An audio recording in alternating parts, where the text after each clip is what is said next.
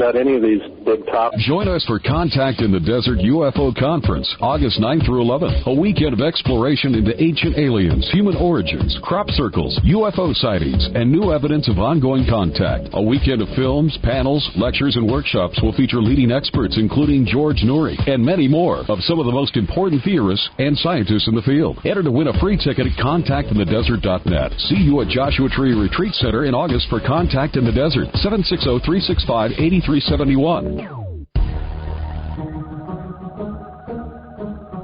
Hi, I'm Stephanie Benetti, and along with Joe Montaldo, we host News on the Flip Side. Come join us every Saturday night at 7 p.m. Central for our 3-hour program. We have opinions on everything, and we're not afraid to share them. False history gets made all day, every day. The truth of the new is never on the news, but you can find it here with News on the Flip Side. Remember, don't be politically correct. Just be correct. Join us.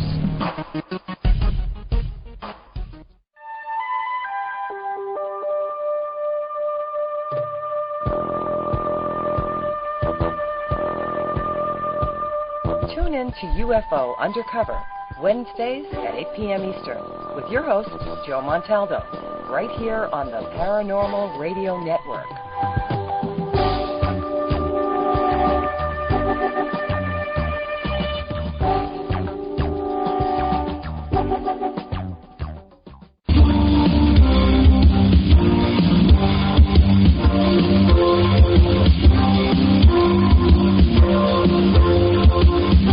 Whoa! Did you hear? Listen to the Church of Mavis radio show, hosted by Jeffrey Pritchett, 11 p.m. Hello, this is Angela Thomas with a message about living life to the fullest. As a psychic clairvoyant, I often give insights to one's career path, financial situation, or relationship. Whether one is happy or not in their current situation now is an important part of learning valuable lessons that can lead to fulfilling one's life purpose. If I can offer you insights, feel free to contact me at 636-278-2272, again 636-278-2272, or visit my website, angelathomas.org.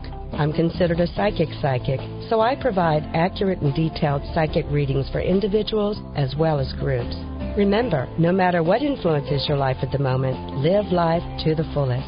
Stay in gratitude, count your blessings, and prepare yourself for more opportunities around the corner. I'm Psychic Angela Thomas, and my website is angelathomas.org.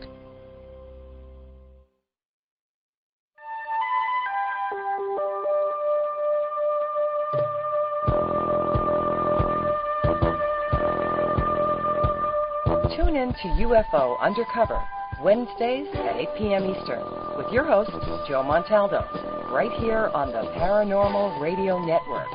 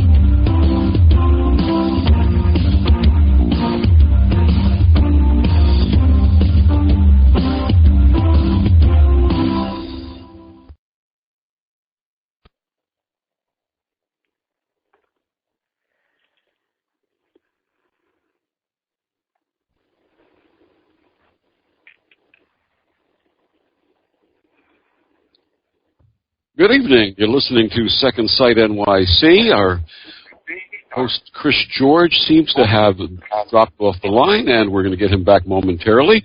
This is Victor, and Chris calls me Victor the Voice Fuhrman, and we welcome you to the July 18th edition of Second Sight NYC. While we're waiting for Chris to get back on... I'm back. There he is. Like a ghost. Anyway... It is Thursday, July 18th, 8 p.m. Eastern Standard Time, and we're airing live from New York City for the next 2 hours. You are listening to the UFO Paranormal Radio.com network. We are live and online in the chat room at paltalk.com. Just search for the UFO Paranormal Radio Network, create yourself a username, and get in our chat room. Our chat room kicks ass every single week. We already got 29 people in the chat room, so get in there. You hear that music? I am hearing lots of weird noises tonight. I think Mercury is still in retrograde, Chris. I don't know what this music is. I don't know. That's psychic energy. It's psychic energy. Our guest Louise Helene says it's psychic energy. It is. It's psychic energy. That's what it is. I don't know what's going on. Anyway, how did everybody stop that noise, Victor? Hey, Chris, you know what? It sounds like a continuous EVP right now. It is. It's psychic energy. She's right. We have a spirit on. Is. This is a first. We have a spirit online with us tonight. Yes. It is psychic energy. It does sound like an EVP, doesn't it? Yes. This is unbelievable. Anyway, this is really I don't know. You know what it is, Victor? It's my computer. There's a thing at the bottom of Pal Talk, and it won't stop for some reason. I don't know what's going on. All right. Anyway, UPRN 107.7 FM out of New Orleans. And like I said, get in the chat room, UFO Paranormal Radio Network. It kicks ass to get it in there. Victor, who do we have as a guest last week? Last week, our guest was Gail, I lost her name, was Gail Swift. And she was the author of the book, The 32 Keys to Awakening to Soul. And last week she was a great guest. Her book, unfortunately, does not really translate to radio, but her concepts are wonderful. And as we mentioned last week, we had 2 copies of her book to give away. And we had more than 200 people send an email to contest at secondsightradio.com, and the winners of the 2 copies of Awakening to Soul by Gail Swift are Nikki from San Diego, California, and Glenn Beck, our own Glenn from Oklahoma. Congratulations to the winners. Everyone will have an opportunity to win the books that we're going to be discussing tonight. And again, I may have made it overcomplicated when I announced the way the contest runs, but it's very simple. You send an email to contest at secondsightradio.com, and the book tonight is our guest Louise Helene's book, I Saw Your Future, and he's not in it. We'll be talking more about it with her shortly, but the key word that you'll send in the email is future. So if you just put future in either the subject line or the body and send an email very simply to contest at secondsightradio.com, you'll be entered to win one of 2 copies of Louise Helene's book. All right, very good, Victor. Let's get on with the famous people born this week. We have Forrest Whitaker, Rembrandt, Jesse the Body Ventura, which, Victor, you know, is my dream guest to interview on the show. Will Ferrell, David Hasselhoff, the Hoff. I mean, come on, who's better than the Hoff? Vin Diesel, Nelson Mandela, John Glenn, Carlos Santana, Robin Williams, and Don Knotts. And the thought for the week is let go of anger, bitterness, and resentment. It does not bother the one you hold it against. It only robs you of your own peace and happiness. And those words are words to live by. Trust me, because I lived them, I've learned it, and I've moved on. So, Victor, our guest this week, who do we have? Chris, our guest this week is Louise Helene. She's a master psychic, a spiritual advisor and healer, tarot card reader, a gifted medium, and crystal ball gazer. Throughout her 30-year career, she's conducted thousands of accurate readings and is currently a featured psychic advisor with Keen.com. That's KEEN.com. She's the co-author of I Saw Your Future and He's Not In It, a psychic's guide to true love, published by New Age publisher Llewellyn in January of this year. I saw your future as a self-help, intuitive relationship guide that teaches women how to date and mate successfully. And let me tell you, Chris, from a lot of the people who come to us and a lot of the people that I've met, there are a lot of women out there who really could use the advice that Louise Helene has to offer in her book. She's a second-generation psychic. She honed her abilities under the guidance of her mother, who was a spiritualist minister and psychic radio show host, Reverend Louise Helene. Oh, I'm sorry. Is that you, Louise, or is that your mom I'm talking about now? Louise Helene, but I am named after her. So. You're named after, so that is your mom. Yes. Okay. She currently resides in the greater Chicago area, and to learn more about Louise or to contact her to schedule a reading, please visit her website, www.louiseheleneThePsychic.com. www.louiseheleneThePsychic.com. Welcome, Louise Helene. Thank you very much. Thank you for having me on the show, Chris. And what was your name? Victor. Victor. Yes, thank you for having me on the show, Chris and Victor. Yes. So you know what I'm thinking, Victor? If she's going to be giving the ladies tips on how to use their psychic ability on how to pick a man, maybe I could give the guys tips on how to avoid these crazy women looking for them. What do you think? I think that's a wonderful idea. In fact, if you saw that in our promo, we had that card that said, "It's better to have loved and lost than spend the rest of your life with a psycho." And I think that really applies, doesn't it, Chris? Yeah, absolutely. Now, Chris, I want to give you a little bit of a reading here. Okay. I want to give you something that I feel very strongly for you, and I want to make sure I have time. That's what I'm telling you now. I have such a feeling about you. You have a very dynamic personality. Mm-hmm. And I feel that you're going to have a television show. Oh, really? I see that you're going to have a television show, you're going to be on the show, and it's going to be fabulous. It's going to be all over. And I hope you have me on. Well, I will, but can I just give you a little bit of confirmation there, Louise? I'm actually right now in talks with the Syfy Network on starring in my own Syfy Network television show. So you are right. Really? Okay, yes, wonderful. And it's going to be very successful. And you're going to be all over. It's going to be very successful, very successful. Well, thank you. And I'm happy to be on your show. Well, that would be great, but let me tell you another thing, Louise, that nobody even knows about yet, because I just found out about this recently. There's a very famous psychic. Her name is Joyce Keller, and she's a very, very good friend of mine. And A&E just contacted her and asked her to do a pilot episode at the end of July for a new show called Psychic Storage Wars. And they've asked me to be on the show as well with her. So I actually might have two shows coming up, one on A&E and one on Syfy. So wonderful, fabulous. That could be a lot of fun. But thank you for that. I appreciate that. It gives me a little confirmation, makes me feel a little bit more at ease. So thank you so much. Yes. So, very dynamic personality, very psychic. You're very special. Yes. Well, I've been told I'm special, but I don't know if it's because you are special. I just feel like psychically you're special. You have a lot of special gifts. But anyway, I just wanted to give you that because I felt so strongly for you. Thank you so much. That's awesome. And I very rarely ever get readings, so I appreciate that. Hey, Chris, I just want to let you know that New Jersey Ghost says that I'm getting a show. It's going to be called Honey Boo Boo Does Paranormal. Well, Victor, you're one of my right-hand men on the show, so yes, I know. You have the show. Now, is there anything that we should know about you that Victor didn't let our audience know before we even get started? Let me see. Well, I will say this. He talked about my mother, and I trained under my mother. I gave my first reading when I was 12 years old. My mother was a spiritualist minister, and from the earliest time, I gave my first reading when I was 12, but I remember when I was like 5, my mother would have the seances in the house, and that was part of it. So I've been around things metaphysical my whole life. But I gave my first reading in front of the church, because in the spiritualist church they have healings and readings. And I gave my first reading when I was 12 years old. And so I've been doing this for a very, very long time. And my mother was a fabulous reader, and she's on the other side now. And I'm carrying on what she's doing. But I just love giving readings, and I love my work. And, we're blessed when we love what we do. Yeah, because it's not work. It's not work then. No, it's not work. It's not work. And I give readings all day. I give readings during the day. I give readings at night. I do lectures.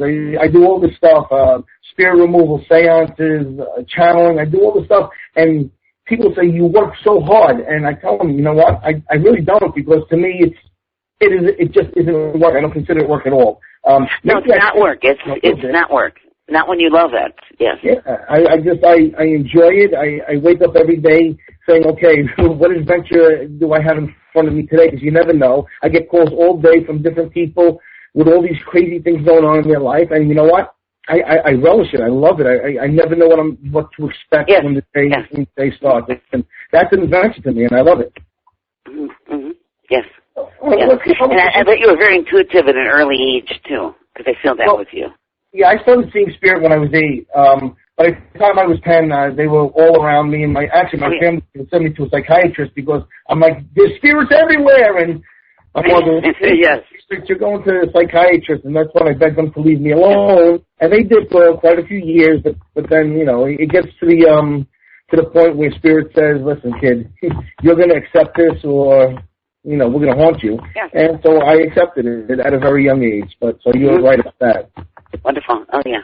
Mm-hmm. All right, so what inspired you to write I Saw Your Future and He's Not It, a psychic's guide to true love?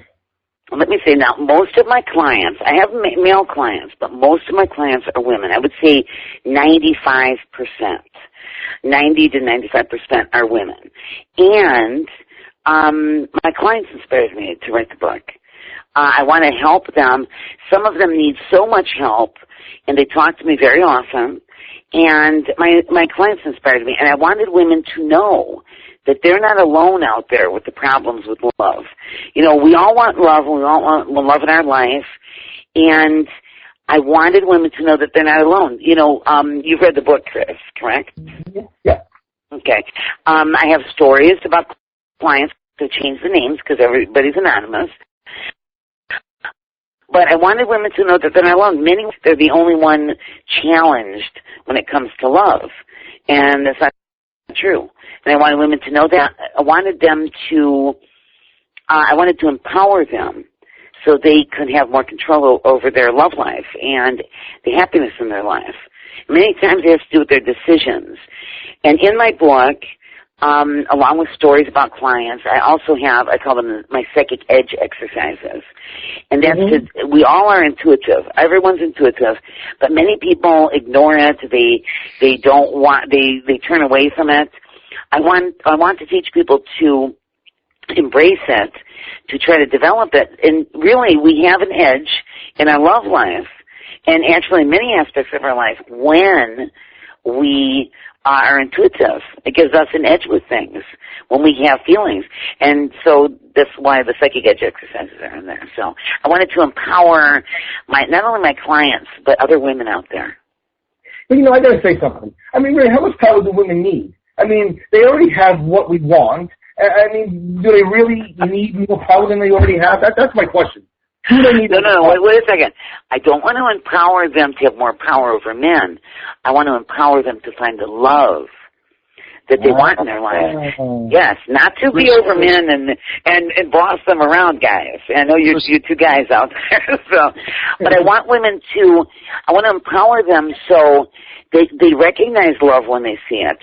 You know, if people actually made better decisions in their love life, there'd be less divorce.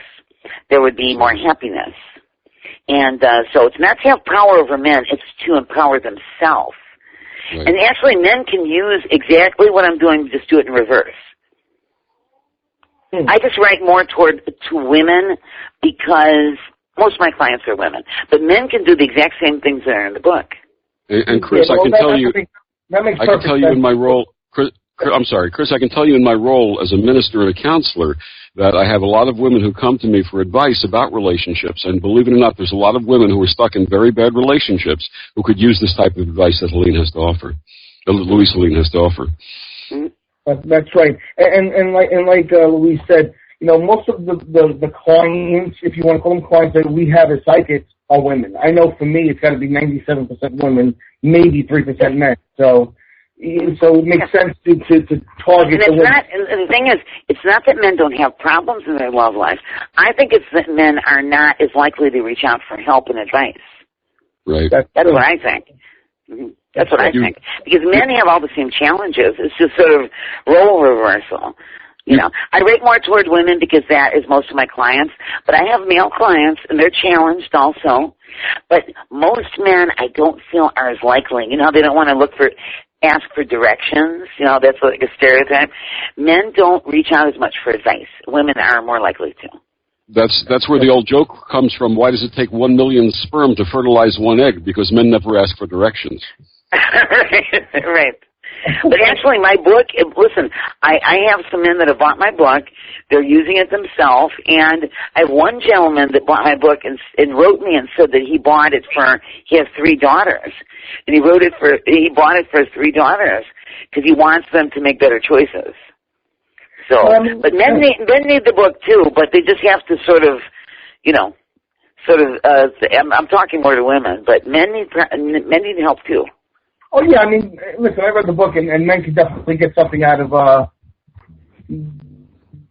this book without a doubt. I mean, you just refer to, you know, change it to what we need as men, and it works just exactly the same way. Oh yes, and the psychic exercises and everything, it's the same, yes.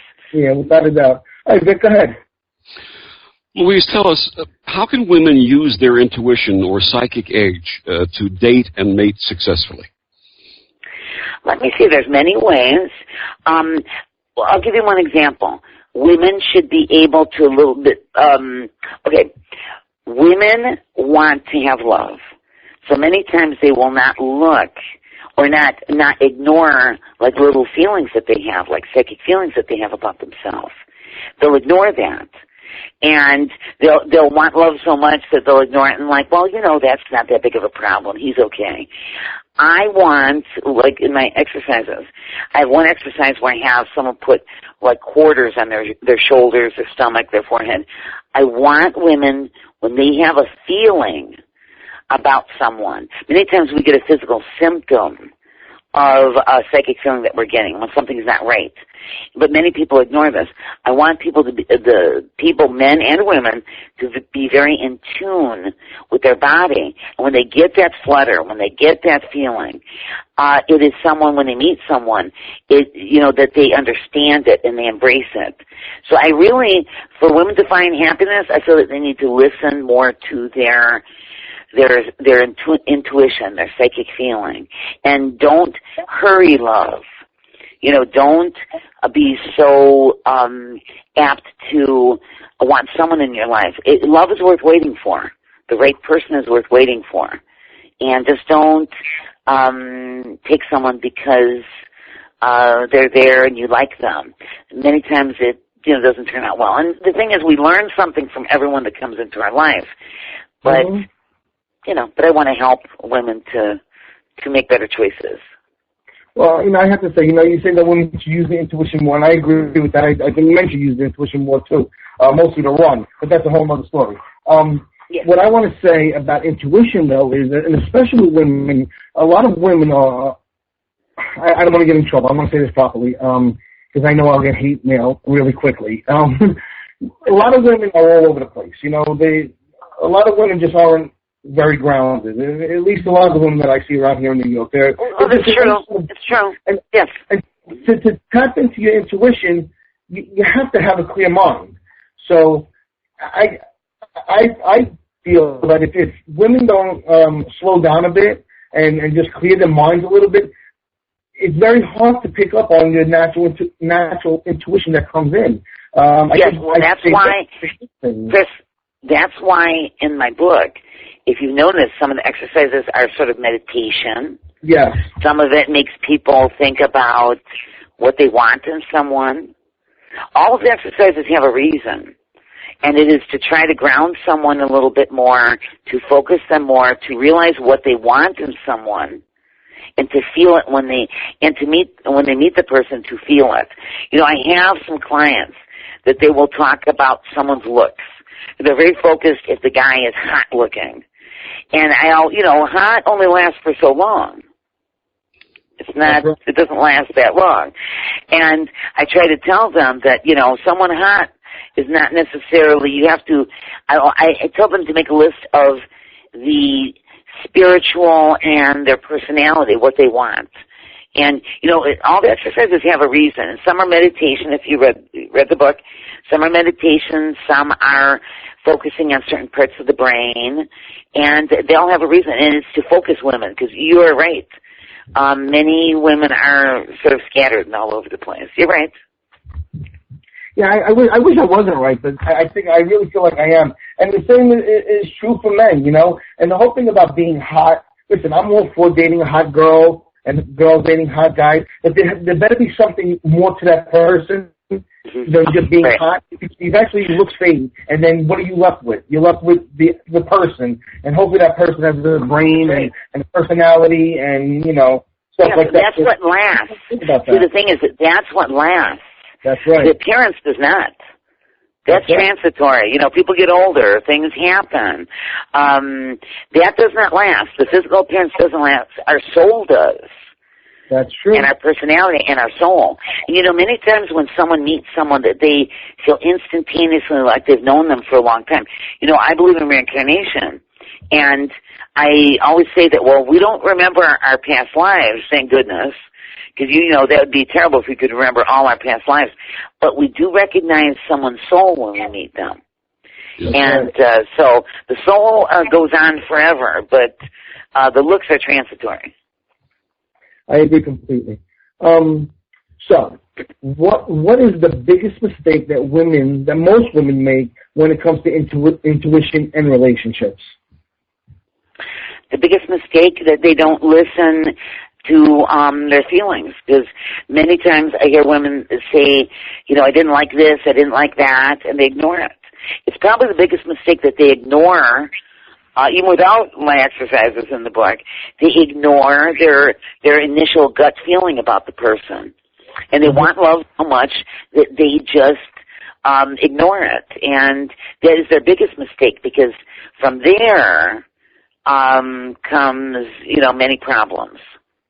Many problems stem from that. And so I'd say that's probably the biggest problem. Yes. And it's nice to be accommodating, but you don't want to be so accommodating to someone that you pardon them for, they'll ignore, he shoplifts, but, he doesn't do it all the time. Things like that. Right. I have a client whose boyfriend shoplifts, but he did, and she is a very upstanding woman, but she says he doesn't do it all the time.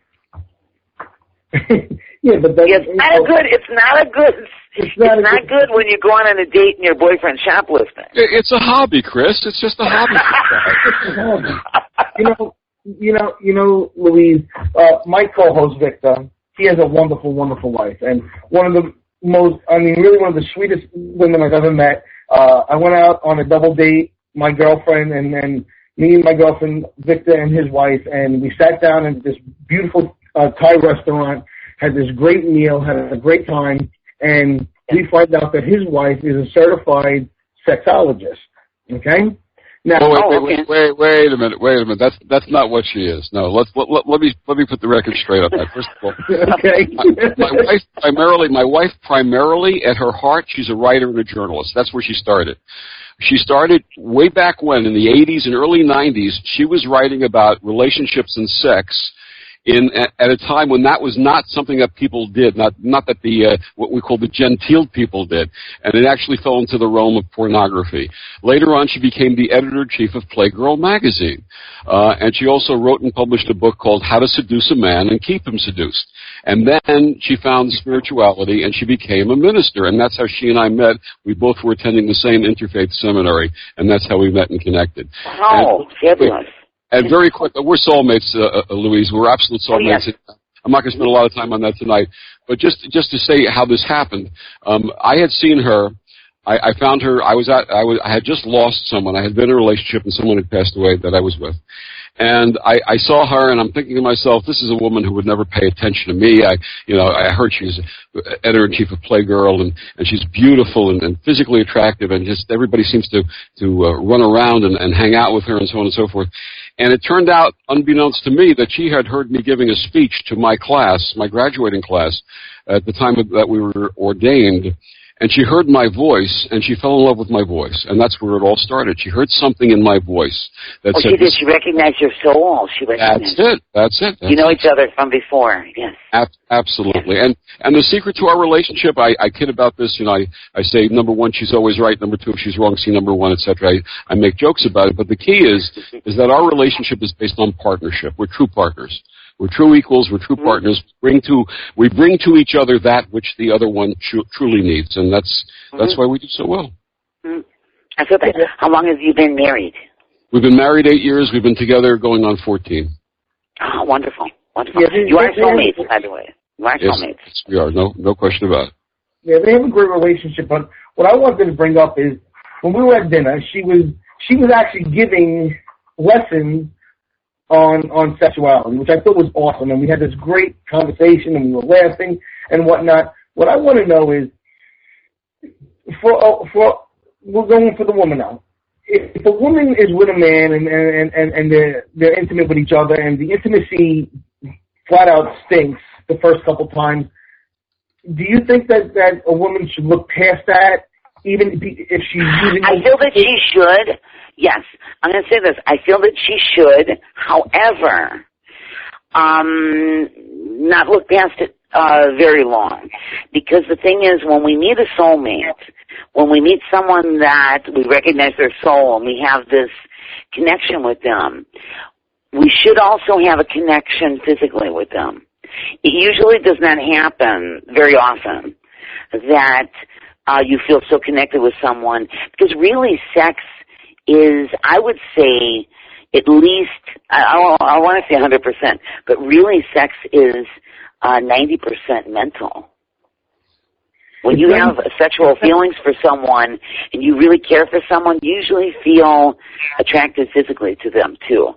So I would probably advise, I've actually had those questions, and every time I felt psychically that they were not with the person that they should be with. Because when you feel turned on emotionally with someone, you usually, it doesn't matter what they look like, you will be turned on physically with them. And some of the women that I've been in relationships with, I had to have been mental at the time. Well, we're not going to get into my past relationships. But I think that sex is a big part of a relationship. That's me personally. It is. But I want to ask both of you guys, someone that you felt really attracted to and really loved to be with them and talk to them, didn't you usually find the physical was not too bad? It's usually pretty good. When you feel that attracted emotionally to someone, you usually feel attracted physically to them. Absolutely. Well, I think there's a difference. Okay, I think the sex falls on the guy first of all. Okay, I'm not going to dodge any question. I think the sex falls on the guy because, I don't want to.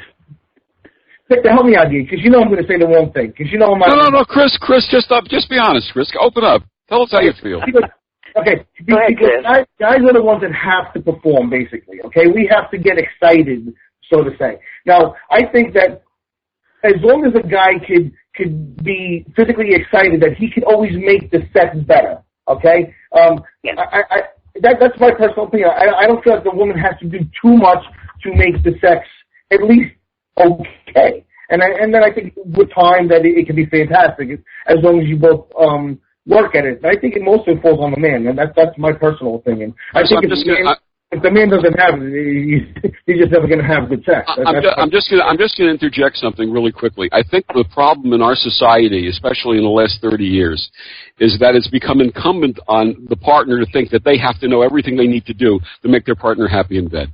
And I think in reality, if people will communicate with each other, start with gentle love, and then describe what their needs are and say, do this for me this way. I think when people start talking to each other and educate each other as to what their needs are, that's when the sex becomes really, really good. I agree. I agree with that. I feel that. Listen, a mental connection. Okay, I'm going to get a little personal here, guys. Not personal with myself or anything. One of my clients, she had a boyfriend, and he had an erectile dysfunction problem. And the thing is, he had that problem. He even warned her about it. But with her, and she wasn't particularly gorgeous or anything, with her he had no problem. He even went to his doctor and asked, why do I not have a problem with her? And the doctor said, well, you better keep her in your life. He had no problem with her, but every other relationship he had, he did. And the thing is, she wasn't particularly beautiful. She was okay looking, I guess. But the thing is, they had such a mental connection, and they laughed, and they talked, and they watched TV. The sex was good for him. And he had a problem. He had a problem. It spoiled 2 of his previous relationships, but he had no problem with her. He even asked his doctor, why is that? The doctor just said, well, keep her in your life. It's all about feeling comfortable with each other. If you can't feel comfortable with each other, it doesn't matter what the attractiveness is or the physical capabilities are. You're not going to enjoy each other's company. Listen, and when we love someone, they look better to us. Absolutely. I have a story in my book, and actually I wrote this story about one particular client, but this actually has happened several times. I've heard this many times. One of my clients said, he's got this girlfriend. They were broken up. They had broken up temporarily. They got back together. But she said, he's got this girlfriend and that girlfriend, and all these women are after him. He's really hot looking. And I said, really? I said, I don't feel psychically that he's really very good looking. And she said, oh, no, Louise, you're wrong. He's very handsome. And I said, now tell me. When you first saw him, what did you think? And she said, I thought, who's that creepy old man looking at me? Mm-hmm. Yeah. Now, he went, and I said to her, so when you first saw him, you said, who's that creepy old man looking at me? And I said, now he's a hot stud. And she started laughing. When she first saw him, she didn't know him. She thought, who's that creepy old man looking at me? When she started liking him and went out with him, he became handsome. So I've got to say this. I don't care what anyone says, even with men. Of course, if they look at a beautiful woman in a magazine or something, but when it comes down to it, it's how we feel emotionally about someone that really Absolutely. Counts. Absolutely. You know, I they will look more beautiful to you. When you love someone, they will look better to you. That's true. You know, I look at myself, and I'm an average-looking guy. I'm a heavy-set guy. I really need to lose about 50 pounds. And I said to my girlfriend just last night, I said, what is it about me that you like? I said, I'm average-looking. I'm a big, heavy dude. She says, you look beautiful to me. So, I mean, it's all... Exactly. Yes. And I just listen to what you're saying, so... Yes. And Chris, what I've always said about you, and when you've taken that self-effacing attitude, I've said you've got the greatest heart of most of the male friends that I have. You have a wonderful heart, and that's what she loves about you. Yeah, you know what I tell her? I'm that guy that they say, but he's got a great personality. You are a handsome stud. You are. Yeah, you are. You're a handsome stud. And let me tell you, I cannot tell you. I put a story like that in the book from one of my clients. But the thing is, I have heard it so many times. When someone starts loving someone, they're always thinking, everybody's after them, and they could get any woman they want. She was even telling me, this one that thought he was a creepy old man when she first saw him, he could get any woman that he wants. I'm like, really? I don't feel he's very good looking. And anyway, so then she started laughing when I said, what did you think when you first saw him? I thought, who's that creepy old man looking at me? Okay. But love, and when we care about someone, it changes. You know what? I've also had women that, I've talked to them from the beginning when they've met someone, and they're going out with someone that is very good looking. But as time is going on, the person is not looking so good looking anymore. I'm going to say something for you guys are talking about your love lives. I went out with a guy that was very handsome. Very, very handsome. My mother even said, my mother was alive, and she says, he could be a model. And when I first saw him, he looked very handsome. And after a while, after I knew him, he looked actually homely to me. So it actually works the other way also. Looks will maybe attract someone initially to you. They will not keep the person. Absolutely. Absolutely. That's right. That's I just have to interject a little medical disclaimer here, Chris, because a lot of the people in our chat room, when we had the discussion about erectile dysfunction, we're talking about Cialis and Viagra. There's a cautionary statement, especially to you men out there. Do not take either Cialis or Viagra and iron tablets at the same time, because what will happen is you'll spin around and face north. So just be very careful. Really? Okay. That's a joke. That's a joke. Oh, my goodness. You're really out of control. You know what I wanted to ask you, Louise, and this is a question that I get asked. It's not every day by somebody I'm reading, almost every day, okay? Almost every reading. I get, where are all the good men? And that's a hard question to answer. You know, I have this one client, and she's a friend of mine on Facebook. I'm not going to say her name. She's crazy beautiful. And she can't find a nice guy for anything. And I don't understand it because she's sweet, she's smart, she has a good job, she has a great attitude, okay? And she says to me, Chris, why can't I find the good men? Where are all the good men? What do I tell her? Okay. First of all, my psychic feeling about this friend of yours is that the reason why she has not met anyone, I feel that she's ready for a relationship. I feel that she's ready for a relationship. She wants someone in her life very much. My feeling is, my initial feeling, as I'm feeling her vibration, is that the person that she's going to be with, you know, the universe doesn't want her to be with someone else. There's one particular person she's supposed to be with. And it's sort of, even though she's beautiful and all that and things should work out for her, there's one particular person that she's supposed to be with. And I actually feel it's going to take, and you can tell her this, it's going to take about a year. Actually, I saw the number 9, so it might be 9 months. 9 months to a year, she will meet this person. Okay. Does your friend like animals? Does she like animals? Does she? I'm not sure if she likes animals, but I have to tell you, I told her by September of next year she was going to meet this man. Okay, September of next year. Okay, you know what? By that time, she will. Absolutely, you're correct. September is the 9th month. And it's someone, yes, and it's someone that the universe, like fate, the universe wants her to be with. If she meets somebody now, she won't be available then. You know, both of them have to be available at the same time. So you tell her that he's coming. He's coming. Chris, that brings up the whole concept of readiness, which is something that people have to do. You have to be prepared to meet the right person at the right time. You know, looking back at my relationship with Lori Sue, I had to go through a certain number of relationships and events in my life, and she had to have the same for us to be ready to be together in our relationship. Right, and you both had to be available. And that's it. We someone that with someone, yes. Mm-hmm. That's right. That's right. And, you know, there's an expression that Lori taught me a long time ago. My wife's name is Lori. That when relationships are over or people lose partners, that men replace women, but women grieve. So there's also a time factor involved. When a relationship ends before someone is ready, men are ready a lot faster than women are. So again, this is all a question of getting together at the right time, the opportune moment when they're both prepared and available to really find each other. Yes. Yes. It has to be the right timing. Timing is very important. Very important when you meet someone. You both have to be available and all those things. So it's very important. Timing is very important. And your friend that you're talking about, there is someone waiting for her that she's supposed to be with. I agree. You know, timing is important. I agree with that.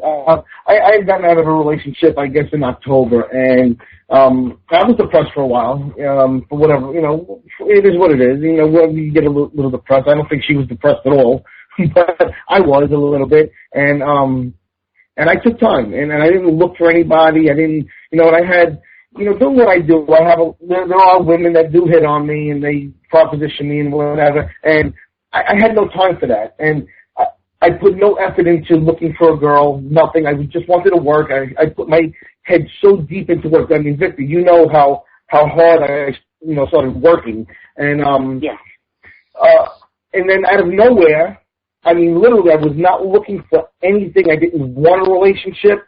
Next thing you know, bam, it just happened, and I think that's what happens. It's just, you know, when the timing is right, it just happens.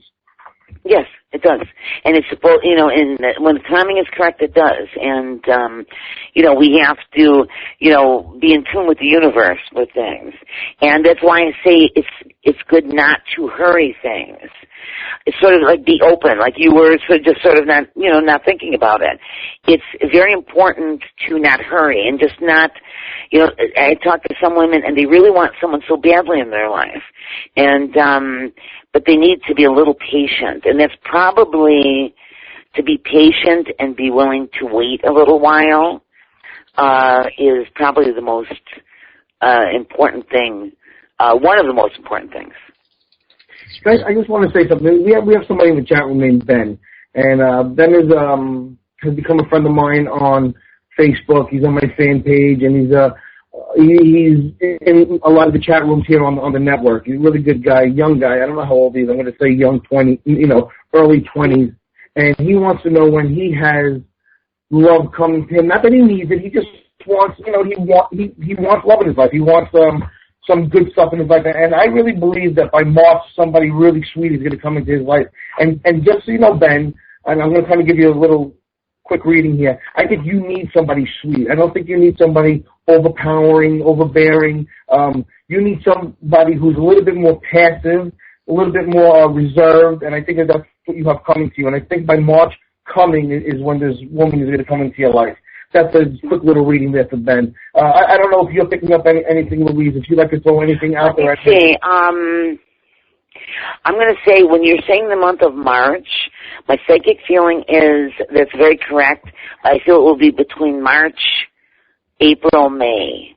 So in those key 3 months, I feel very, very strongly about March, but also April and May. And I feel in those 3 months, I feel a relationship for him and sort of getting, how could I say this? March, April, May, it will be like a golden time for him. Like he's going to be finding what he wants. And so I totally agree with you, but it might be those 3 months, March, April, and May. And I actually see he'll be talking about being engaged. You'll hear about it, Chris.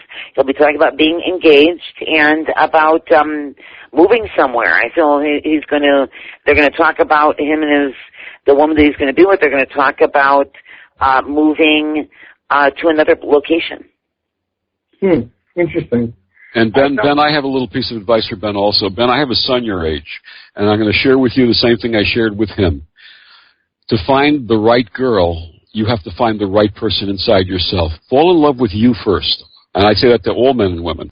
Fall in love with you first. Get rid of all the nonsense and baggage that you carry around and any senses that you have about yourself of negativity. Be positive and realize that within you is a worthy, loving human being. And when you fall in love with you first, then the other person will come along and fall in love with you at the same time. You know why that is so true? When you're saying that to me, it's very true. Why it's so true is that when we fall in love with ourselves, when we're at peace with ourselves, we're more open to knowing what we want in someone else. It's like we can see it more clearly in someone else. I feel it's very true. Victor, I got to tell you, if I was a little bit feminuch, I'd fall in love with you right now. Oh, yes. Chris. I just think I'm going to give you a big hug and kiss, but, that's not going to happen. So I'm just throwing, hey, listen, it is what it is. I'm okay with my sexuality, There you go. If I want to give you a hug, I can give you a hug, but don't look for no tongue kiss, right? Chris, we'll take a steam bath together, Chris, okay? Yeah, well, that's what my church of Second Sight is about again. You know what? Victor, I got banned for life. Really? Oh. Wait till my church of Second Sight. Banned for life. Can you imagine? I can't believe that. That happened again, huh? You have no idea what happened, but I'm going to tell you the story of my church. Anyway, let's get back to our fantastic guest, because I'm really enjoying this conversation. I want to know, what can single women do to attract Mr. Right? Okay, could you repeat that? I couldn't hear you. I'm sorry. What can single women do to attract Mr. Right?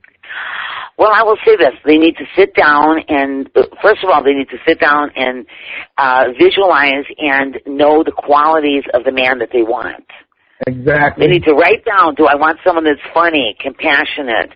And I always tell women, write down the personality things that you want with someone first. And leave the physical very much a second or third.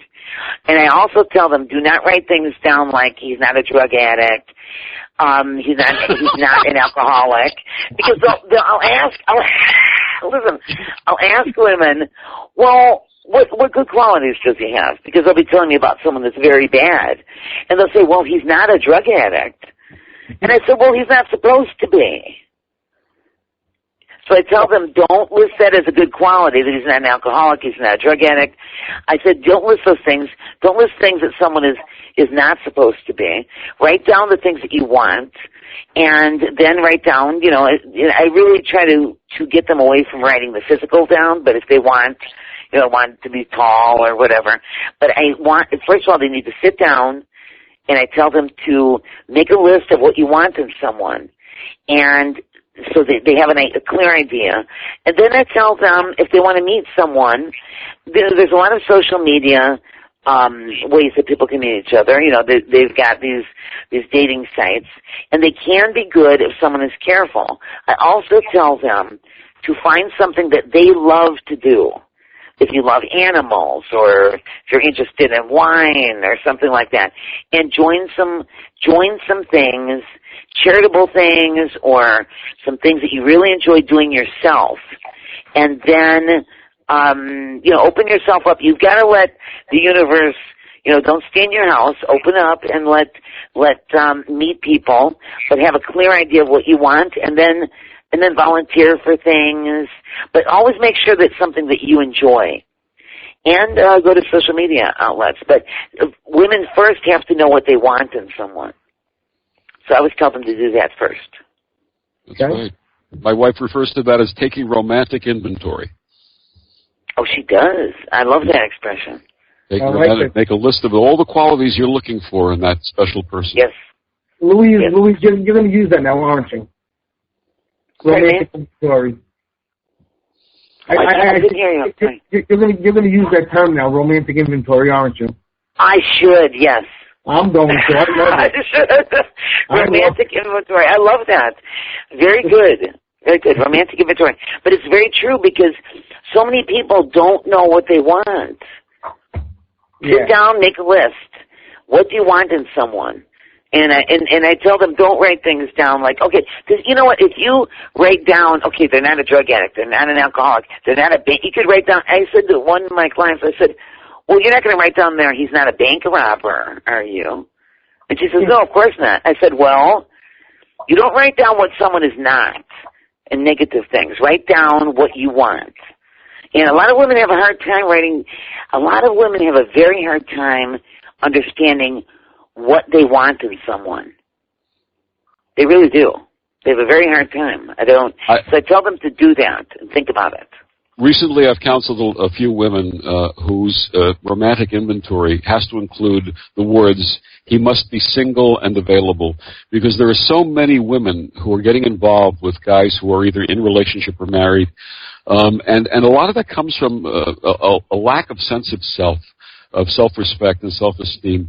This one woman cried to me and said, I want to be with him all the time, but he's got a wife. I said, of course he's got a wife, and he's never going to be yours unless he leaves her. And honestly, if he's with someone else now and with you, if he leaves her and joins you, he's going to leave you eventually, because men who cheat will always cheat, unfortunately. Mm-hmm. Yeah, I want to add something to that, Victor. I had a big argument with my sister just a couple days ago. My brother-in-law said, well, the way I see it, it's mostly the women that are cheating on the men. And my sister, of course, takes offense to that because, she has a big personality, and she goes at it with my brother-in-law. And she looks at me and she says, Chris, you talk to women every day. What do you think? And I said, well, I think that I think your husband is right. I read 97% of the people I meet are women, and a good large portion of them, I'm not going to give you a percentage, but a lot of them are cheating on their husbands, they're cheating on their boyfriends. So it works both ways. It's not just the man that's doing all the cheating out there. And what I find is, women just aren't happy in their relationships, and they go outside their relationship. And my advice to them is always the same thing. Why cheat? Just leave and go find somebody. Yes, but here's another thing that you're bringing up. Why cheat and why not leave? You know, a lot of people are afraid of being alone. That's right. And they stay with someone because they don't want to be alone. And unfortunately, everyone's intentions are really, and sometimes people do not see what they're doing, but many times people will not leave until they have another person to replace. And the reason why is they're afraid of being alone. Yep. And really, that's where it comes in that we have to love ourselves. Absolutely. Find the fulfillment within yourself, and then you don't have to worry about waiting for someone, or being with someone who's not available. And really, happiness, no one is going to, and here's another thing, no one's going to give us happiness. We have to have it inside ourselves. And someone that's with us can enhance our life and make us, happier, but happiness comes from within. Absolutely. That's right. And on that note, Chris, I think we have to take a break. Okay. Wonderful first hour. Louise Helene is delightful. Chris, you're delightful. We're all delightful. Our chat room was delightful. And you're listening to Second Sight NYC Radio on the UFO Paranormal Radio Network, 107.7 New Orleans. We will be back.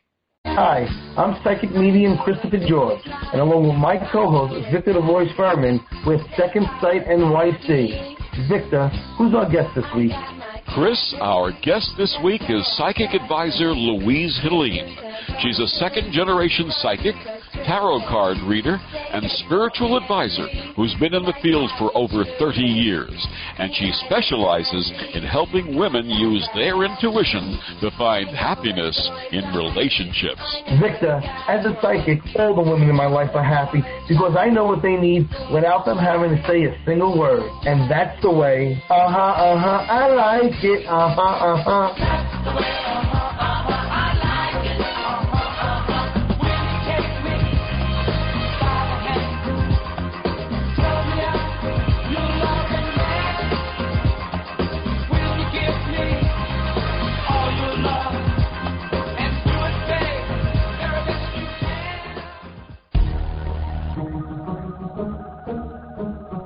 Hi, I'm Stephanie Benetti, and along with Joe Montaldo, we host News on the Flip Side. Come join us every Saturday night at 7 p.m. Central for our 3-hour program. We have opinions on everything, and we're not afraid to share them. False history gets made all day, every day. The truth of the new is never on the news, but you can find it here with News on the Flip Side. Remember, don't be politically correct. Just be correct. Join us. Hello, this is Angela Thomas with a message about living life to the fullest. As a psychic clairvoyant, I often give insights to one's career path, financial situation, or relationship. Whether one is happy or not in their current situation, where he or she is right now is an important part of learning valuable lessons that can lead to fulfilling one's life purpose. If I can offer you insights, feel free to contact me at 636-278-2272, again 636-278-2272, or visit my website, angelathomas.org. I'm considered a psychic, so I provide accurate and detailed psychic readings for individuals as well as groups. Remember, no matter what influences your life at the moment, live life to the fullest. Stay in gratitude, count your blessings, and prepare yourself for more opportunities around the corner. I'm Psychic Angela Thomas, and my website is angelathomas.org.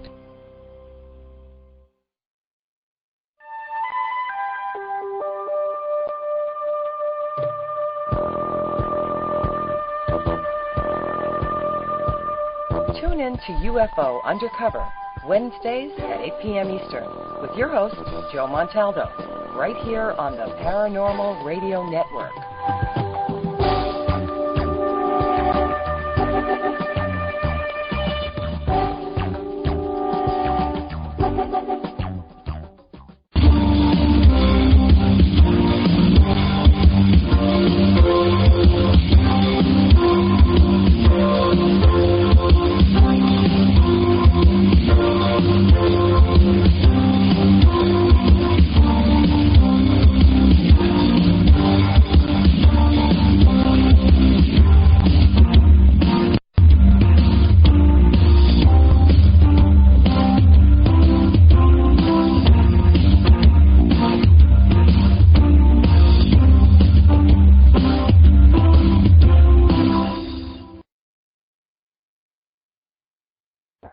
Sight NYC, hour number 2. You're listening to Psychic Medium Christopher George and my co-host Victor the Voice Fuhrman. Hour 1, we were speaking with Louise Helene, and she's the author of I Saw Your Future and He's Not It, A Psychic's Guide to True Love. It was a fantastic first hour. Absolutely love this guest. A lot more lively than our last guest, I guess you could say. I call her like I see it. You know, that's my problem. I got diarrhea of the mouth sometimes. I can't help myself. Chris, she's a lot more understandable than our last guest. That's what it is. Yes. And she fits right in with this show, so that's a cool thing. You're listening to UPRN 107.7 FM out of New Orleans, and again, we're live and online in the chat room at paltalk.com. Make yourself a username, navigate to the UFO Paranormal Radio Network room. That's our room. This room is just, it really, you hear me say it every week. I don't know if you guys think I'm blowing smoke up your ass. I'm telling you point blank, this room is the best room on all of Pal Talk, okay? We're the #1 rated room for paranormal on all of Pal Talk. So get in there. We have a good time. I'd like to plug a few shows on the network. On Monday, we have Mind Cemetery with Chip Plesher. On Wednesday, we have UFO Undercover with Joe Montaldo. Thursday nights, you have us, of course, Second Sight with Chris and Vic. On Fridays, we have Citizen Sane with Sasha and Guy Weddle. And also, every other week, we have Unbridged Universe with Jason Wilson and Heather Garish, who are two fantastic hosts. Everybody knows Jason on the network. And I actually got a chance to speak with Heather the other night. Very, very nice woman and smart lady, and I'm sure that you guys are going to love their show. On Saturday, you have News on the Flip Side, and you have the Church of Mavis. So a lot of good shows on the network. Check them out. We have one of a few, so get in there. Anyway, the fan page is Psychic Medium Chris George. Get on there. Like my fan page, you get a chance to win a free reading. I've given away 6 this month already. So we definitely give away free readings. Now. And Chris, before you do your Church of Second Sights, talking about giveaways, we remind our audience that we're giving away 2 copies of Louise Helene's wonderful book, I Saw Your Future, and He's Not In It. And all you have to do is send an email to contest@secondsightradio.com, contest@secondsightradio.com, and put the word future either in the header or on the body of the email, the word future, and you will be randomly selected for a copy of the book, which we'll announce next week. And I just want to announce, we have to do the disclaimer, that employees of secondsightradio.com, that's basically Chris and I, our families, our wives, girlfriends, gumaris, any of that, are not eligible to win. That's all I have to say. You say gumaris? I said gumaris, yes. You really went soprano on our audience. I am, baby, I am. Listen, Victor, most of our audience don't know what a gumara is. Go ahead. I mean, that's basically a the northeastern term. Just for you people who don't know what a gumara is, us Italians, especially in the northeast, a gumara is a girlfriend that we have on the side. Okay, not that we are condoning gumaras, but that's what he was referring to, which I think is hysterical. You know where the word comes from? Chris, do you know where the word comes from? Where? It comes from the Latin root word is cumulare, which means to accumulate. Oh, well, there you go. Makes sense. Oh, my goodness. Yep. I didn't know that. Listen, Louise, Victor is a wealth of knowledge. You have no idea. I think so. My brain, I have more garbage accumulated in my brain. My brain is truly the vast wasteland. Victor, if I ever go on Who Wants to Be a Millionaire, can I call you? What do they call that? Lifeline. I'll be your lifeline. Can you be my lifeline? I will. Yes. I will. All right. Now, my Church of Second Sight. All right. A few weeks ago, I did a Church of Second Sight. I had an incident in the steam room at Bally's where the guy was standing next to me with his meat and potatoes right by my face, kind of pissed me off. Had a little altercation. Victor, you're laughing already? I didn't even get started yet. Anyway, so everyone remembers the whole meat and potato story. All right. Then a week later, something else happened. It was minor. I'm not even going to get into it. This week, all right. I mean, I'm going to try and stay calm. This obviously will be the last time I ever talk about this. But I go in the steam room, right, and the steam room was pumping. It was hot. I'm wearing my bathing suit as always, I sit down up on the top step, right? I'm relaxing. I close my eyes, and I start daydreaming. You know, it was kind of like my time to clear my mind, okay? You want to say I was meditating, I was daydreaming. I don't know what the hell I was doing, but all I know is I was enjoying my time in that scene. All of a sudden, I hear people starting to walk in. I don't open my eyes. You know, I'm just relaxing. I'm enjoying the steam. After about 10 minutes, I open my eyes, and what do I see? What do you people think I see? There's like 8 guys in the room, every one of them naked. Now, I don't understand why they need to be naked in the steam room. Why can't they wear underwear? Why can't they wear a bathing suit? I mean, I don't have a problem with nudity, but I want to be nude with my girlfriend or whatever. You know, I don't need to see naked guys everywhere. Now, now, if that wasn't bad enough, if that wasn't friggin' bad enough, you have the one guy posing like he's friggin' Captain Morgan with his leg up on the thing dangling, okay? And he's touching himself. And I'm thinking to myself, what the frick is going on here? Well, yeah, I wasn't happy, Louise. And then she's like they're talking with their hand on the shoulder. You're naked. Don't touch another man in a freaking steam room. I don't care if it's on the shoulder. Keep your hands on the shoulder, all right? And I'm seeing all this. And then to top it all off, you think that's not bad enough? You think that's not bad enough, Victor? What do I see? The Chinaman shaving his onions. Oh, my God. Oh, my goodness. Wow.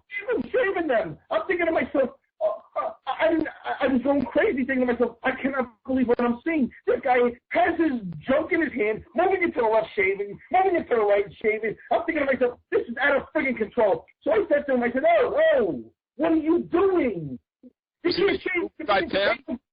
You can't shave in the sauna. It's disgusting, you know. It's not sanitary. He goes, well, I don't get bumps this way. I said, I don't give a shit about your bumps. You don't shave in the sauna with naked men. You don't do that. I said, and then I go, oh my God, it's just a sausage fest. And I storm out of the steam room. I go, I take a shower, I get dressed. As I'm leaving, what happens? You ready for this? People, you're not going to believe this. You're going to love this. I'm walking out, and I see 2 of the guys that were in the steam room in the office. The guy who's in like the manager of Bally's goes, Chris, Mr. Cirillo, could you come here? And he waves me over. So I walk in. I look at the 2 perverts, and I'm like, I give them the look. They leave the room. They scurry out like little friggin' rats. And I sit down. And he says to me, would you like to tell me about your situation? I said, situation? What situation are you talking about? He says, well, this is the 3rd situation in the steam room with you. I said, listen, the first time the guy had the meat and potatoes right by my face. That's number 1.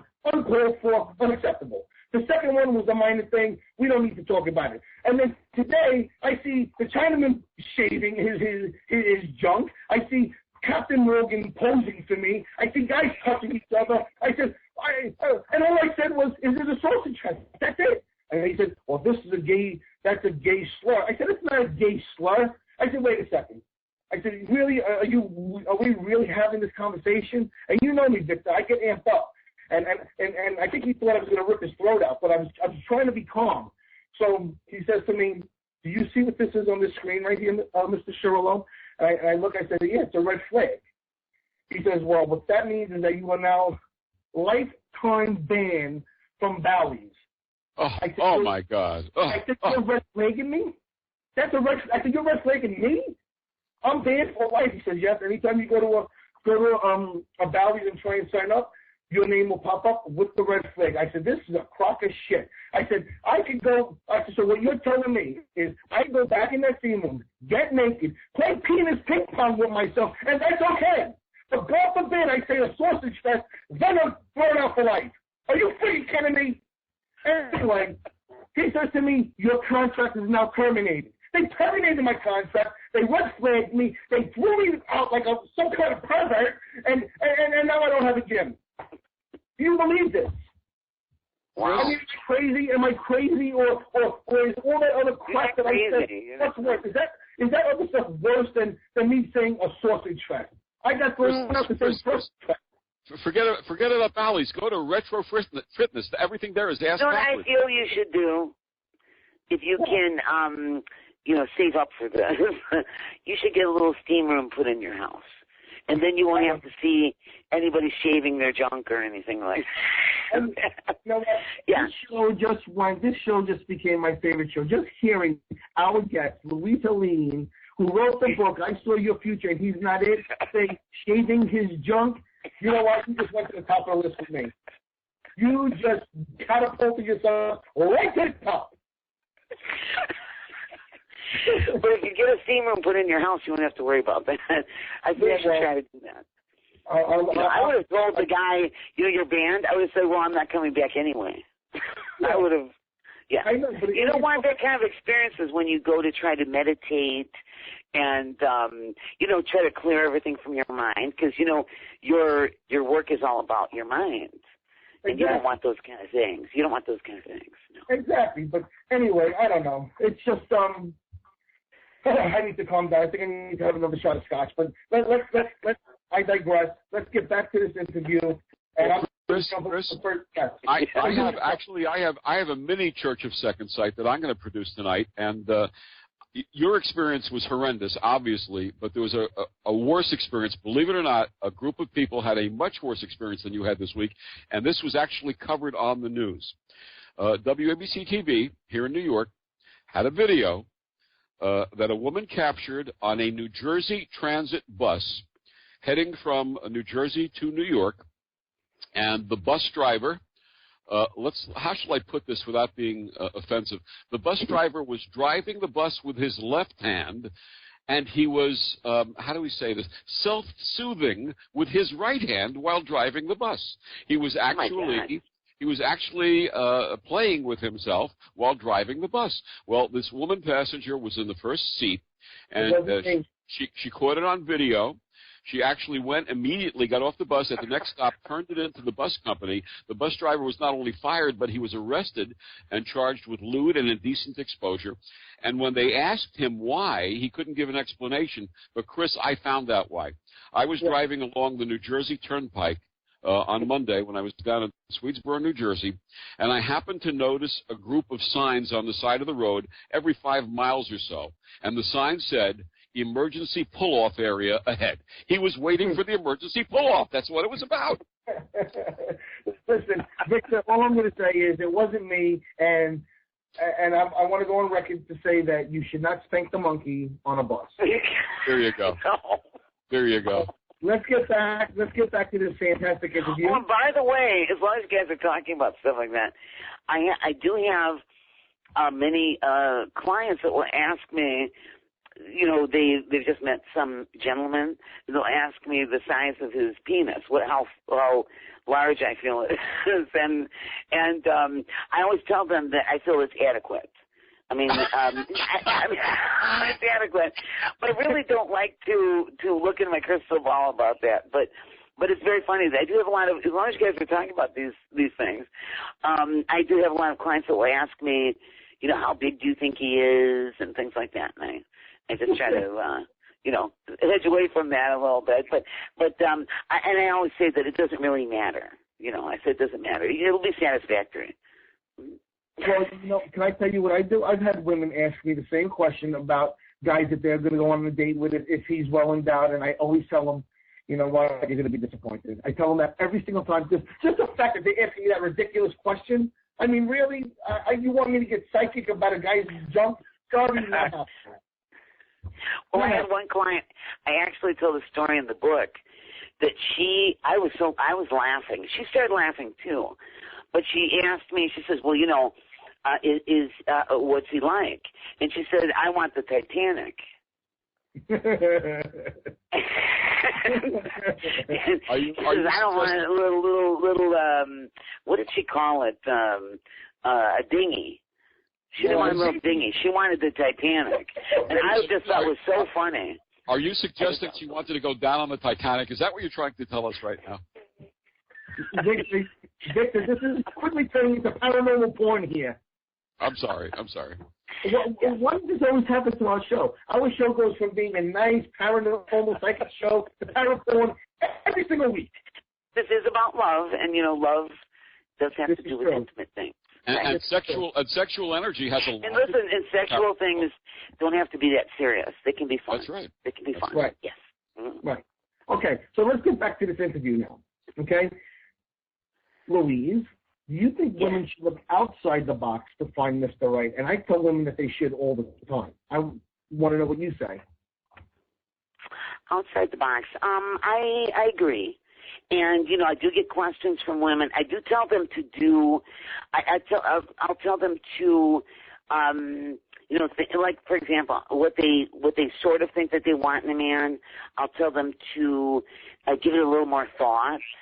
That someone might strike them that's a little different. I tell them to go to different places, sometimes that they normally go, open their horizons. And I agree with you. Yes, about going outside the box, yes. Without a doubt. Okay, Vic. Victor. Sorry about that. I actually had to mute my mic for a second because I got a call from my beloved. She's down in a convention in Atlanta the last few days, and she forgot that I'm on the air tonight, so I had to mute the old microphone. So I love that you said my beloved. She is my beloved. We are beloved to each other.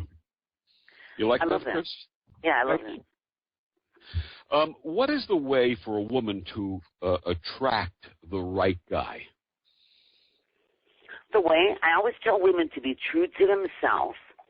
Do not put an act on with anyone. Too many women, they'll act a certain way. They don't act themselves with the guy that they want or to attract men.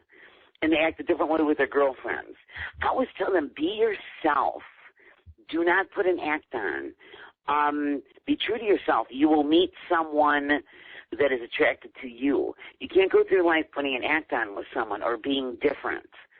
And something else that I always say to women, they're many times they're pardoning men for bad behavior.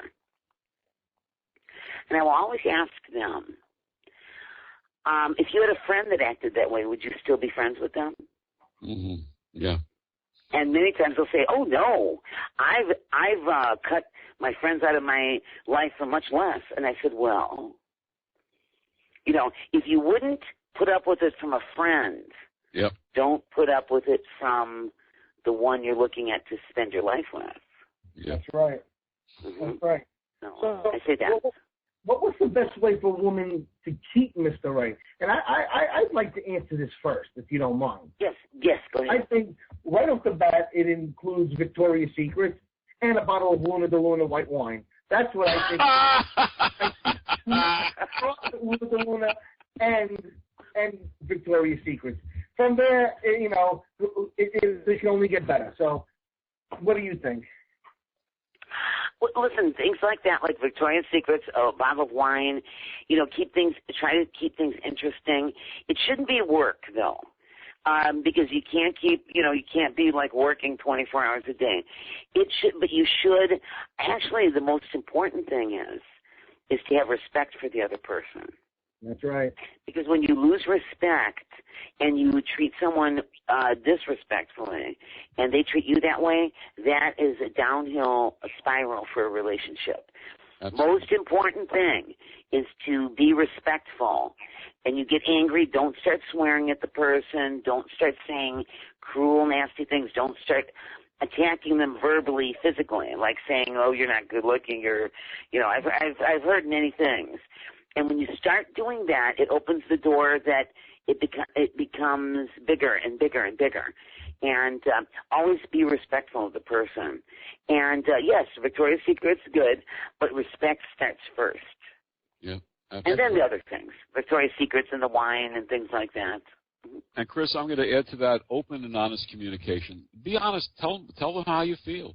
Male or female, tell your partner or the person that you're dating how you feel. Be very frank and open and honest about it. Yes, and there's something very attractive and very, and people know when you're being honest. They feel it. Their intuition, they feel it. And it's a very attractive thing. And guys, I want to give you all a little piece of advice that I've learned over the years.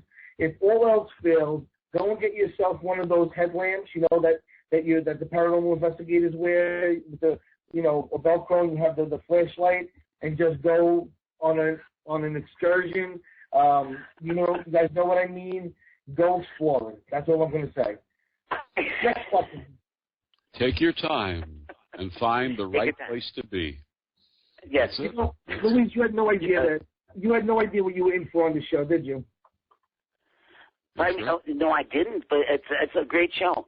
It's my favorite, actually, out of all the shows I've been on, it's my favorite one.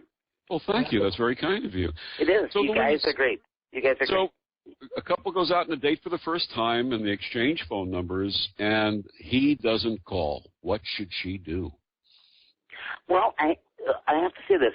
She has to follow her intuition, because many times there's many reasons. Sometimes the guy's not interested, but sometimes he is. Sometimes, people have this thing, because, I talk to many, many people, and I have for many years. People have sort of some dating rules, and even if someone wants to call you the next day or the day after, people will wait like 5 days because they think they're supposed to wait. And many times, and I tell women, and I'm not for women chasing men, because some women say, well, I don't want to call him because I'll be chasing him then. And I like to say to women, try to think of him as a friend first. And if you had a friend, would you pick up the phone to call him? And she said, yeah, if it was a friend, I would. And I said, well, you should treat him that way too. So people are too worried about who called who last.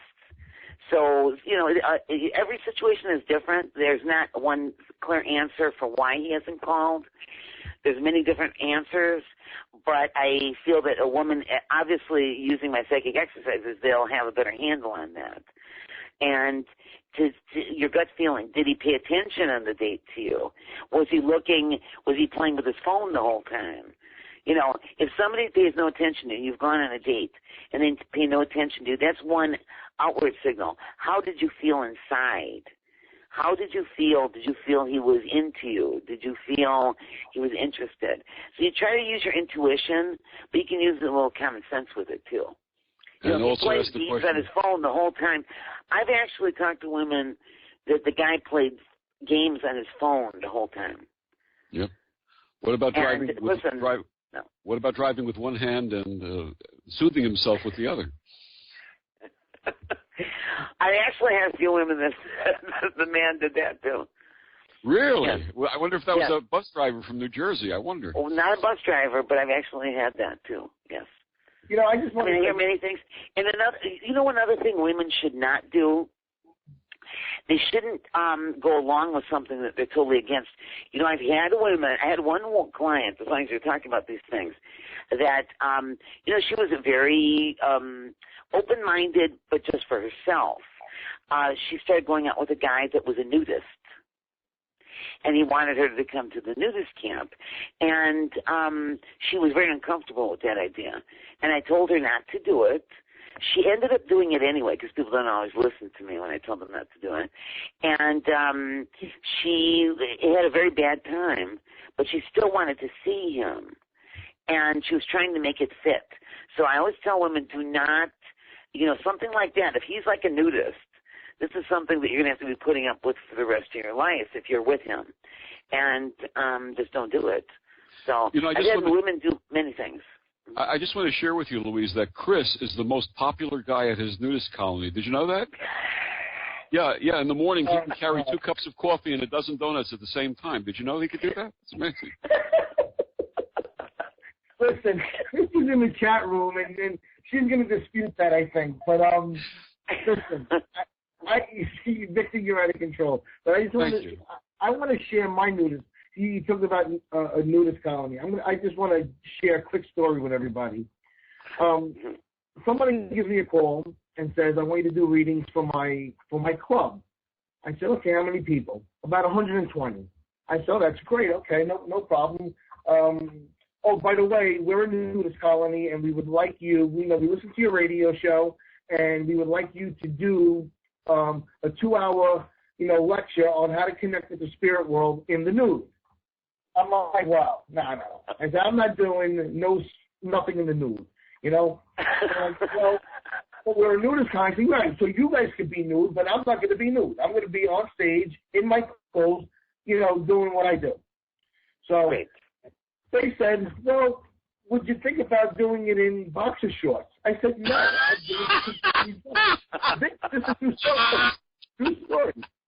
They said, well, what about if you wear boxer shorts and a bathrobe. I said, listen, I don't do my thing completely dressed. Can we take pictures with you afterwards?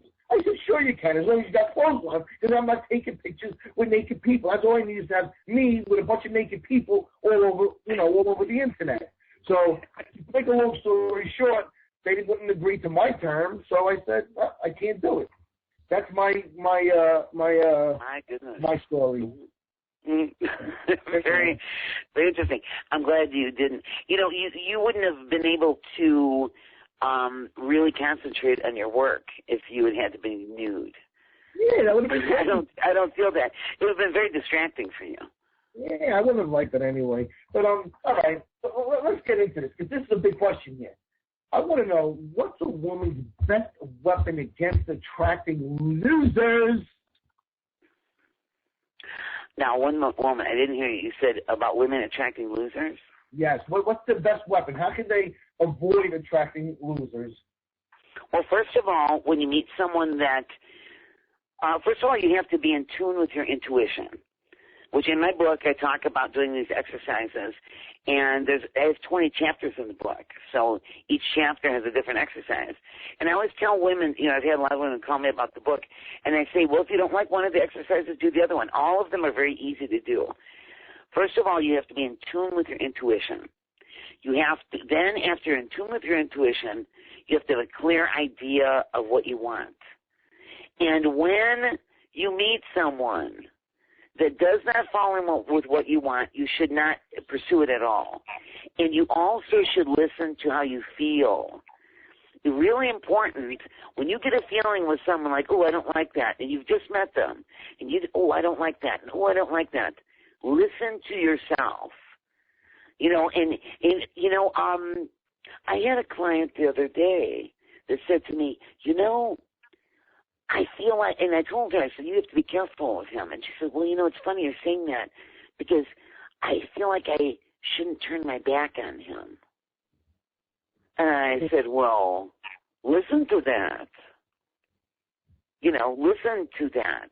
You don't feel you should turn your back on this person? You need to listen to that.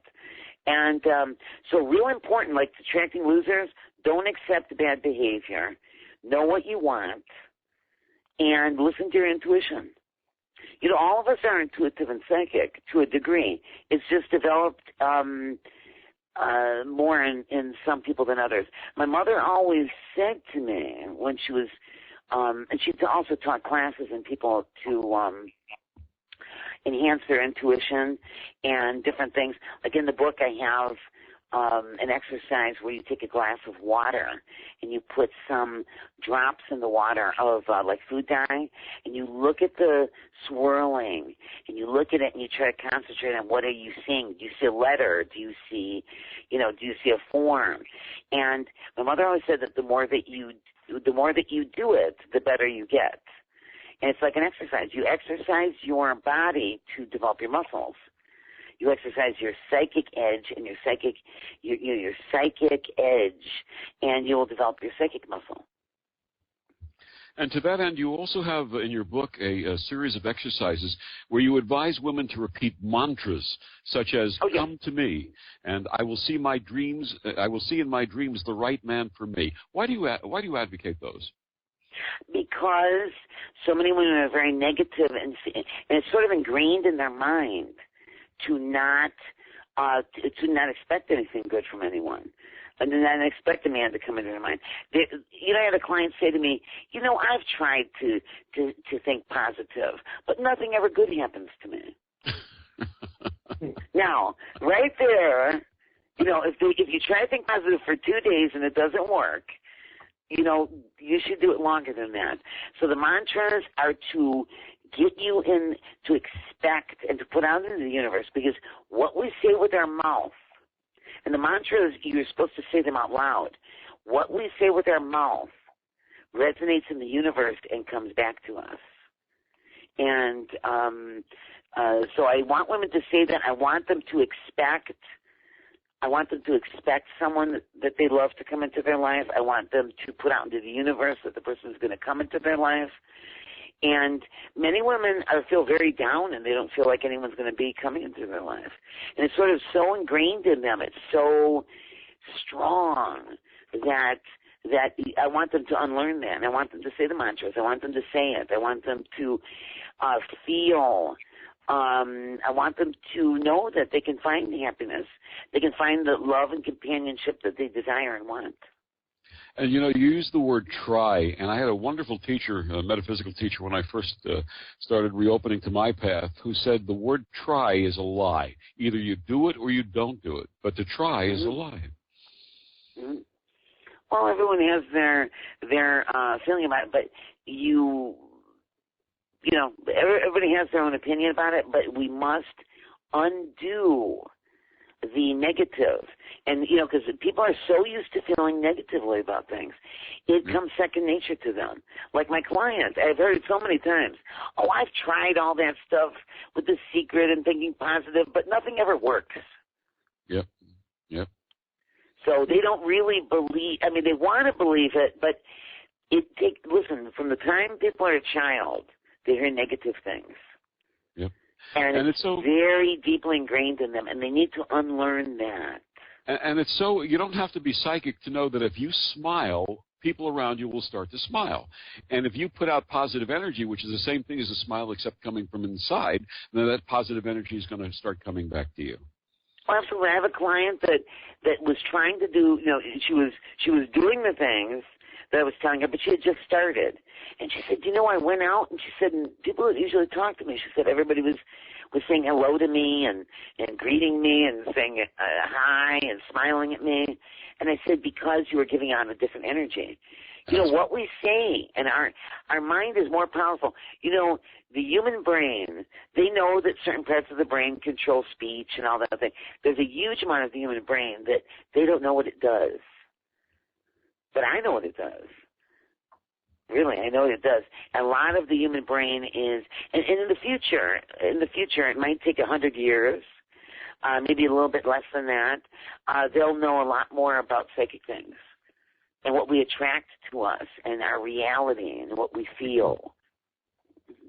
Louise, I want to know, when you meet somebody for the first time, how do you know that connection is real? Right off the bat, do you believe in love at first sight? Do you believe that as soon as you meet somebody, within the first minute that this is somebody that you want to be with? Do you believe that? I've had many clients that are married and with the person that they're with, that when they met the person, I'm going to say this, you talk about love at first sight. I don't exactly feel genuine love at first sight, but I do feel, because I believe in reincarnation, I do feel that we recognize the soul, as I mentioned before earlier in the show. We do recognize the soul of someone that we have shared many past lives with. And, I like to say to people, we just don't have one soulmate. We have many soulmates on this earth. Some we're not supposed to remain with on this earth, but we have many soulmates. So when we meet someone that really strikes us and we feel familiar with them, we feel something for them, we feel a camaraderie with them, usually that's a soulmate. So I have to say, when most of the clients that I have known, when they felt that special something for someone, they couldn't even put their finger on it, but they did feel very familiar with the person. Usually those relationships have in the end worked out. Sometimes they've been bumpy, but they worked out in the end. Mm-hmm. Yes. So when you have that special feeling, you usually it does mean something, and very much pay attention to it. Louise, you have said that 10% of your clients are men. Which dating or relationship question is most asked by your male clients? Interestingly enough, it's usually the same as with the women. Usually the men are not looking for someone. They have someone in mind when they call. I have a lot of clients that don't have anyone. They're just looking for someone to come into their life. But the men usually have someone in mind. One interesting thing about the men, though, I will say, is that even if they're crazy about a woman and they've got this woman in their mind and that's why they're calling, they'll always ask if about some other woman that they're talking to. and some other woman that they're interested in. So the men seem to keep their options open a little bit more than the women do. Sometimes I have women that aren't even looking for anyone, but the men, a lot of times they're asking about one woman, but they're dating another woman too. Men are dogs. Yeah, well. Oh, and the men will ask more about, they will always have not just one question. Men will ask about their love life, but they will usually ask about their job too. Yeah, they'll ask another question. It usually has to do with their career, their job, something like that. The women don't always ask about that job or anything. All right. Well, what are some other psychic exercises that you find most effective, in resolving tough relationship problems? Actually, there's an exercise that I tell people to do. It's to close their eyes. Chris, you've heard of automatic writing, correct? I teach it. Okay. Automatic writing. And I actually will tell women to close their eyes, to meditate a little bit. You've got to clear the energy around you. To close your eyes, put a pen in their hand, and just sort of, meditate a little bit, and then let's see where their hand moves them. Sometimes if you have a question, like let's say, should I continue seeing him?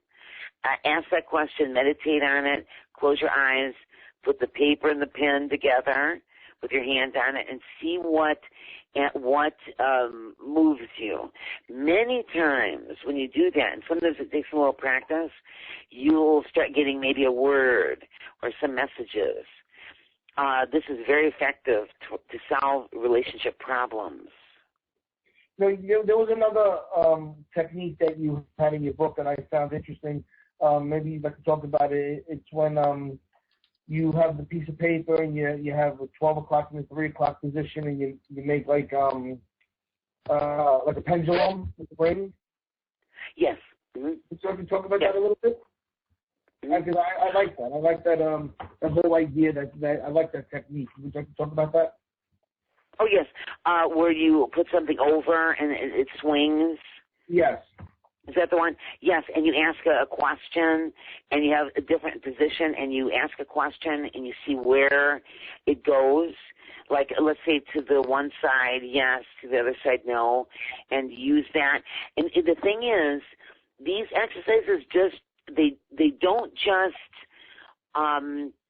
you'll get some spiritual things from them, but when you see the answer, it also will bring some intuitive things to you.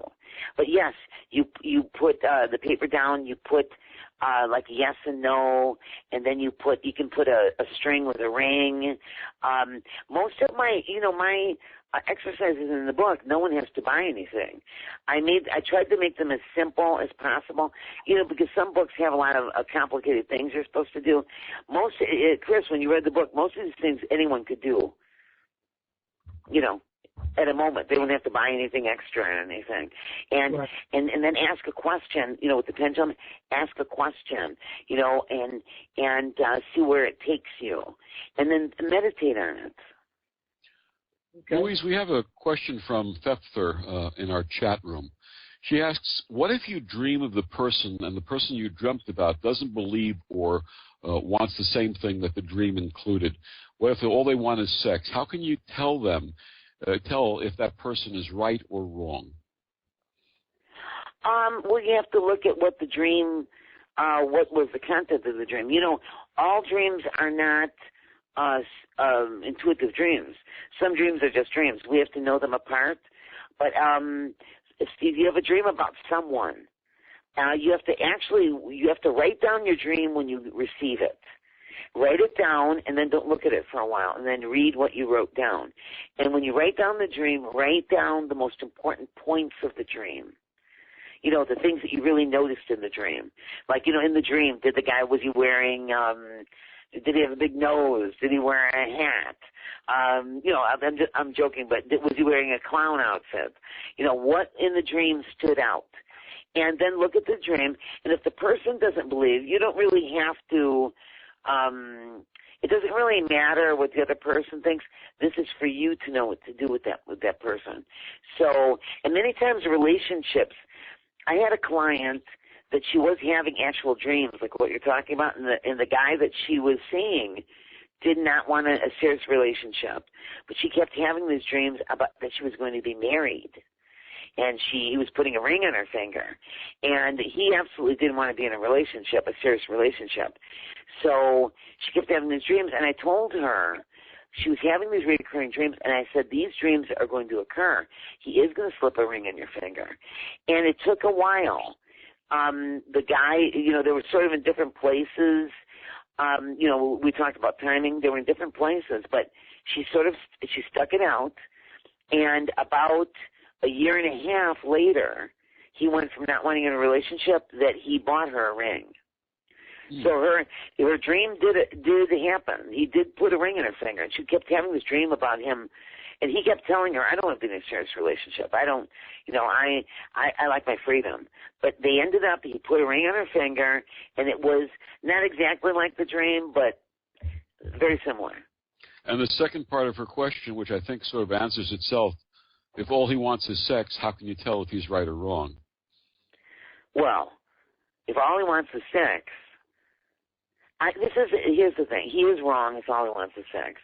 But she should, if it's someone that she's actually thinking about herself, if all he wants is sex, she should tell him that she'll buy a pizza and they can watch a good movie, but no sex. Let's talk about sex a little bit, okay? We only have 7 minutes. A little bit? We've been talking about sex a lot, Chris. Well, let me... I guess we always do. But I had... there's this guy on Facebook, a friend. I really don't even know him. He's a friend on Facebook, and he asks me what I thought about friends with benefits. If I thought that, having a friend with benefits could work out in the long run. He said that this woman has been his friend, for 20-some-odd years, 23 years, and that for 23 years that they've slept with each other whenever, they've gotten together, when they went out, even if they had boyfriends or girlfriends at the time, whenever one of them was depressed, they'd always leaned on each other. Do you think that could ever work out in the long run, just having a friend with benefits? Do you think that a relationship... Well, I'm going to say this. I have a lot of clients that I'd have to say that it works out sometimes and other times it doesn't. It depends. I had clients that started out as friends with benefits that got married. All right? But I have other clients that was friends with benefits, and one of them got hurt. I will say this thing about the friends with benefits. Someone always gets hurt with it. Yeah, I would say so. Always gets hurt. I haven't had, and I've had many people talk about friends with benefits. I have not had one client that was in a friends with benefits relationship that one of them did not get hurt. Yeah. Yeah, I agree. Because people become very attached. When you start mixing in physical things like that, it's a very intimate thing. And people start getting very attached in it, and it opens new doors of intimacy. And someone always gets hurt unless it turns into something else. And I have a lot of clients that actually got married from relationships that started that way. And speaking of clients it started out that way, and then it didn't end up that way. And speaking of your clients that have gotten married, how many of your clients have gone on to find true love? Oh, my God. I have to say, okay, here's the thing. I've got current clients I'm working with now. So those obviously have not. Some are in the process. But my past clients, I would say 85%. Yeah. That's really 85% amazing. of them. 90% of them. That's amazing. That's wonderful. And some of them decided after much self examination that they actually liked flying solo, and they really didn't really want to be with anyone, or they would date a little bit, but they really didn't want to. They weren't ready.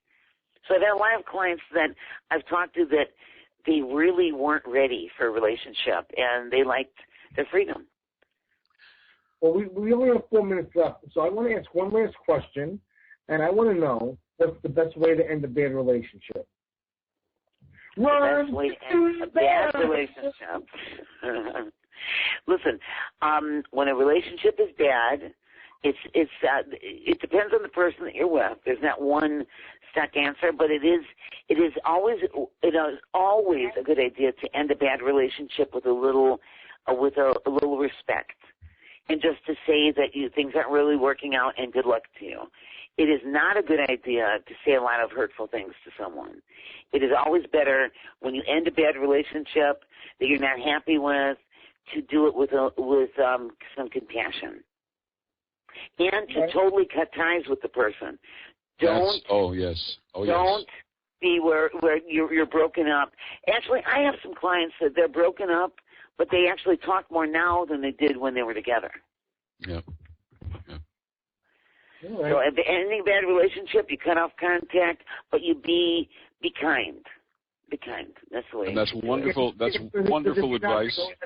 Because if you're not, they go ahead and they delete everything out of your life. Anyway. That's right. Thank you, Louise Helene, our wonderful guest, author of I Saw Your Future and He's Not in It. You can get that book, I'm sure, at Amazon.com. Oh, Amazon, Barnes & Noble. It's available all over. If they Google the name of the book, they'll see it. And 2 lucky listeners, and I assume they're going to be lady listeners, to this week's show, send an email to contest@secondsightradio.com, and in the title line or in the body of the email, just put the word future, and we will draw 2 at random and announce the winners next week. Louise Helene, you're an absolute delight, and we're definitely going to have you on again. Thank you. I'd love to be on. Oh, yeah, I love the show. Thank you so much for being our guest. I thought you did a fantastic job. I love your book, and 2 people are going to get lucky when they get this book for free. So thank you so much for being on the show. Yes, and God bless.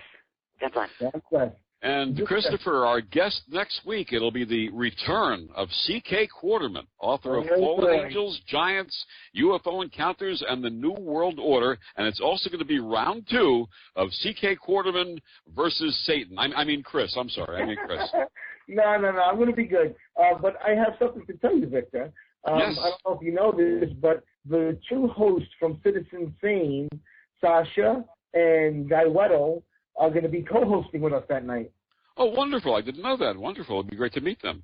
Yeah, I thought it would be good because they're both live wires. They have knowledge of the subject, and they're both very opinionated. And I just feel that with this guest and their knowledge of the subject, I just think it could be quite explosive show, if you know what I mean. And I'm looking forward to it. Wonderful. I am too. That'll be a great show. So, you know what, I know we have a gemstone, but we're pretty much running out of time. We'll save the gemstone for next week. We'll end the show. I guess we'll go with, listen, everybody, we're here every week making the unbelievable believable.